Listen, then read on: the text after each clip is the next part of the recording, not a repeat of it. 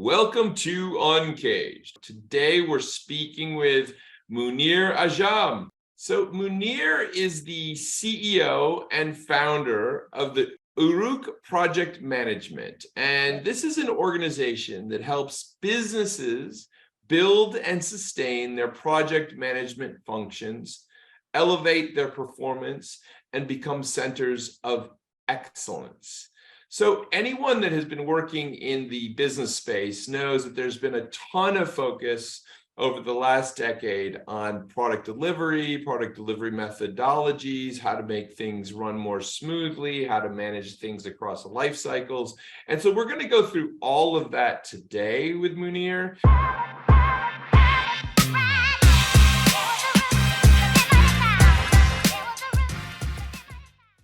Mounir, tell us a little bit about you and your career.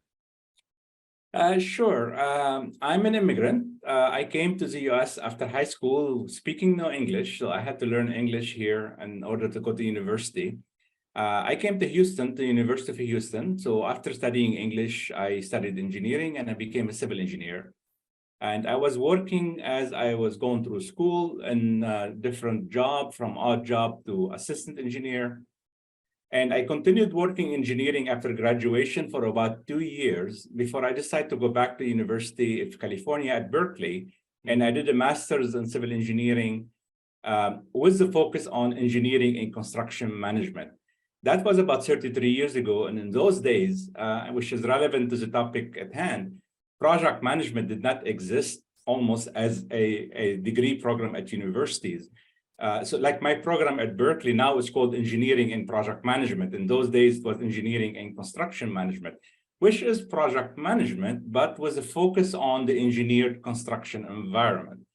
And with that, I joined Exxon Chemical, where I work on multiple projects in the petrochemical industry, from small to mega project. And mega, for those who are not familiar with the term, mean $1 billion or above. I spent about 15 years in that petrochemical industry with Exxon, BASF, and then Saudi Aramco in Saudi Arabia. After that, I started my own business, management consultancy and training in the project management space, but it was basically for all types of industry, including government and private entities. And while doing that, I ended up doing a lot of development in the research and development in the project management area, which led to us to pivot from our company in Dubai, relocated back to the US, started Uruk Project Management here in the US to focus on developing software, digital solution to help organizations manage project effectively and hopefully minimizing the chance of failure and maximizing success. That's excellent. So I see that Uruk has been going now for about 4 to 5 years, and I'd love to know more about what Uruk focuses on. And clearly, I mean, you've worked in this space for a long time, but you've really pushed it here into a new area. Right. Tell me a bit about Uruk. Uruk Project Management is the company.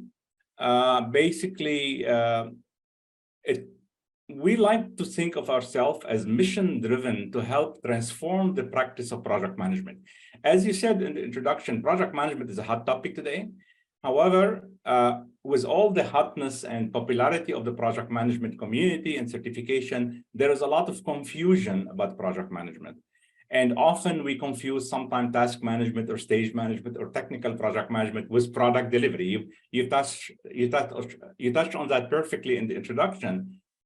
So what we are trying to help, and basically as an organization, help transform the practice from being focused on task management or technical project management toward more product delivery and value delivery management, which is a much wider and broader scope of work than the historically traditional project management domain. Now, to do this, we can do it in 2 ways. One is we develop a digital solution that we believe is highly pioneering and unique platform, because probably the only platform in the market that focus on the entire product delivery life cycle, from product vision all the way until market and operation. And so we'll use that as a trigger to help organizations transform their practice, but we can supplement that platform and the digital software with services, including like executive advisory, competency development, and whatever necessary to help organization elevate their performance in the area of project management. Yeah. I mean, being an engine for, as you rightly say, developing a successful project is critical these days.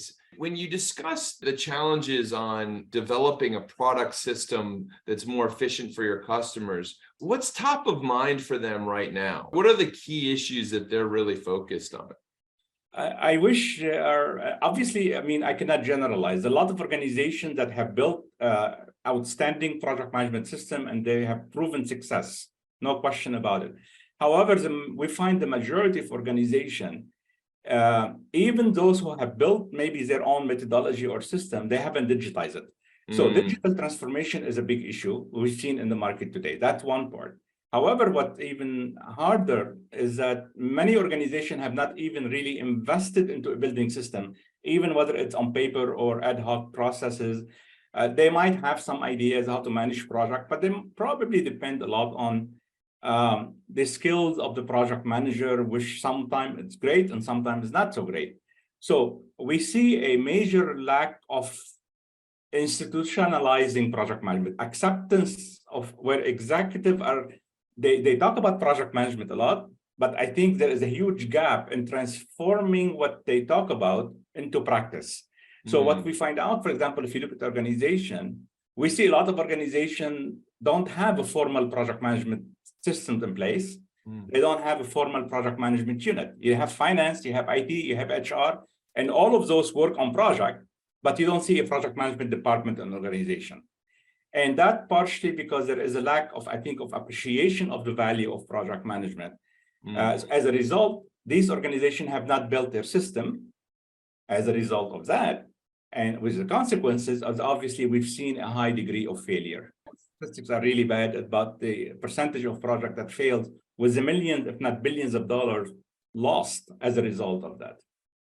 Yeah, it's so critical having systems in place, and something that as companies become more complex, or when you dimensionalize a project and you make sure that finance and not only the stakeholders that are directly involved in a project have a voice, how you kind of bring all those pieces together, it becomes really complex really quickly. And making sure that you can talk through those challenges and make something that works for everyone is key. You know, I've lived this personally through our own uses of technologies like CRM systems, and how you quickly outgrow those systems as you kind of advance forward as a business. And then you're trying to figure out ways to plug in the finance data, in with the comms data, in with the operational project data. That you've got to integrate all the pieces together. Otherwise, you end up with creating too many silos. And when you start to dealing with projects, especially, I mean, CRM or enterprise resource planning, or you go on the capital project side where the projects are in the hundreds of millions of dollars and tens of millions of dollars, if you don't fully integrate project management with the business and operation, you end up basically throwing a lot of money away. Yeah, I think that's a great way to describe it. You know, let's try to find a way to use systems more efficiently so we don't throw that money away. But let me change gears a little bit here, Mounir, and talk to you about your passion for the space. I mean, you clearly have evolved from kind of focusing in kind of the engineering areas and then shifting into developing the system. What drives you? What keeps that passion going? Because I am very passionate about the field of project management, and as a result, I've made it my entire career. It's very painful for me to see large and global organizations continue to fail in the area of project management. They might deliver project and they make profit, but however, they probably, as a result, it end up costing a lot more than they should have and taking much longer than they should have, which means delaying. There are real losses and there are opportunity losses as well.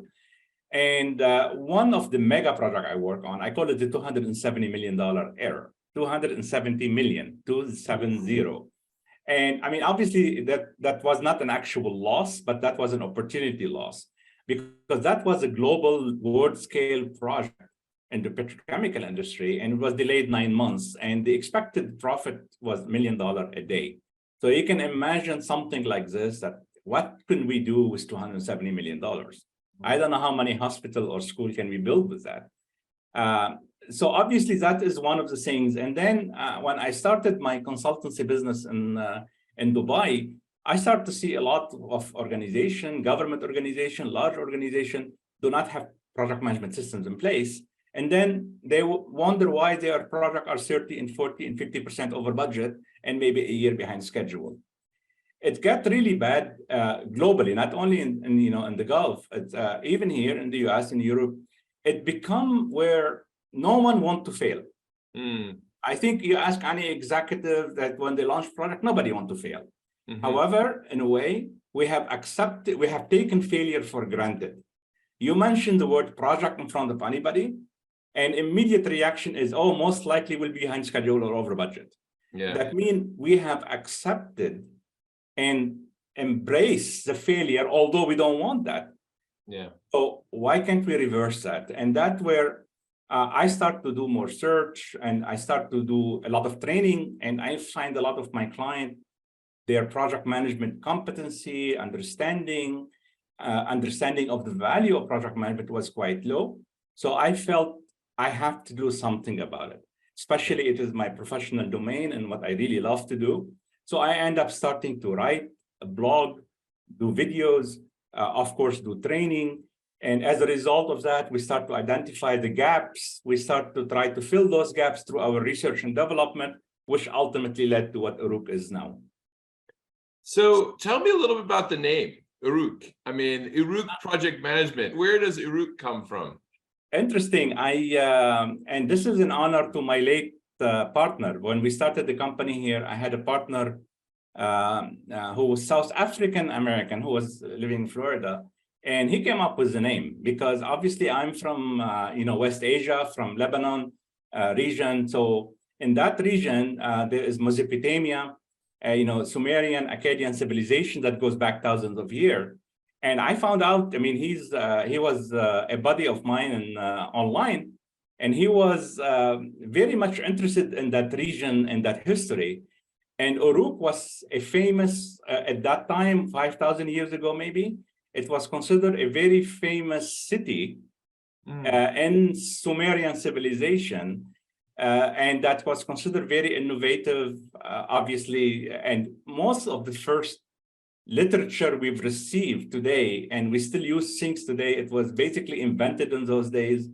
And I found out recently, actually, some people here in college study maybe the Epic of Gilgamesh. I don't know if you've heard that. Yes. The Epic of Gilgamesh, it was set in Uruk. Oh, wow. So, well, I mean, kind of a cradle of civilization, basically. Exactly. So that my colleague came up with the name, and we adopted it. And unfortunately, we lost him. So as an honor, we considered changing the name one time because people, find it difficult sometimes to pronounce or what does it mean or the origin. However, in his honor, basically we decided we stick to it and we move ahead with it. Well, I think it's a unique name, and Mounir, I mean, it's very memorable for sure. Thank you. So, I mean, as you think about the next steps, Mounir, and here we are in 2023, there are a lot of interesting, I'd say, trends happening. The economic landscape has been less than easy to read over the last year. What's on the outlook for you and the Uruk team as you chart your plans for the next year? Because, I mean, our solution, it's quite different than what exists in the market. So it's obviously challenging to go to market with it. And so that's one of the big challenges, especially in the economic condition that it exists today. However, I think that economic condition is quite helpful in a sense, because organization, when they go toward, tightening their belt and focusing on saving, a solution like Uruk could save them a lot of money. I mean, an investment in Uruk will probably give them 10, 20, 30% return on their investment into the solution very quickly. I mean, we take an example, one of the potential clients we're talking to, if they have $1 million in capital, $100 million in capital budget, if we can save them only 1%, that $1 million, their investment in something like Uruk will be a fraction of that.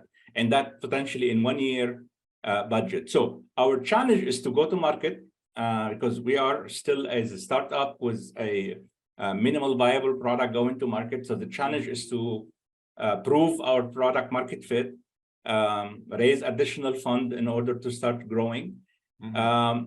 And it's a challenging time. It's a challenging time. So we're trying to sustain with bootstrapping to the maximum. Yeah. However, we know we really believe in something like this. I've been working on the idea, although the company is less than 4 years old. I've been working on the idea for about 15 years. Yeah. So we believe that it's a huge potential. We believe we could be number one within a matter of few years. We just need to get out there and start hustling, as they say, and I love it. offering the value to clients. Yeah, and I can see that we have a lot of companies that have seized upon aspects of that process. But I think what you're really hammering home here is making sure that you capture that full story. Absolutely. And really something that can really, I would say, shape the success of a project or a failure. If someone wanted to learn more about what you and the team are working on, Mounir, where's the best place to find you? I mean, I'm quite active online on LinkedIn. So basically just search for my name and people can add me easily. I don't put a lot of restriction. Our website is easy, urukpm.com. We have a LinkedIn page under the same name. We are on all social media, Uruk PM. Basically, people can find us if they do a search on that. Don't search on Uruk, search on Uruk PM. Basically, you can find us on Twitter, Instagram, YouTube. We have hundreds of YouTube videos and all free and open access. So highly educational content out there. But our business is urukpm.com. Excellent. Well, we've been speaking with Mounir Ajam. He is the CEO and founder of Uruk Project Management. And we've been talking about the evolution of the project management field and really how critical it's become, especially when you have major projects that you're trying to move forward and really want to minimize any chances that they might not come to life or bear some form of fruit. It seems like using a tool like the Uruk platform is critical. Mounir, thank you so much for being on the show today, and we look forward to having you back. Thank you. I appreciate your time. Cheers.